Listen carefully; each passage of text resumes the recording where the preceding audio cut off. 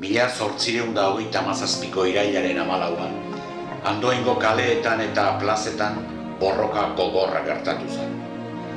Carlos Bosgarrena erregaiaren aldeko 3500 karlista eta Isabel Bigarrena erreginaren aldeko 7.000 liberalen arteko borroka ankerra izan zen.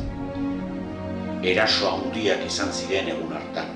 Gipuzkoan inoiz izan den gudurik latzenetakoa izan baitzen Andoaingo gudua.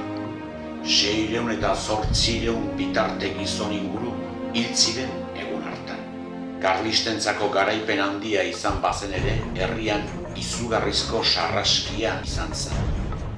Liberalek amorru biziz guztiari isu eman zioten, aztarnak garbituz eta lurrak iskaliz.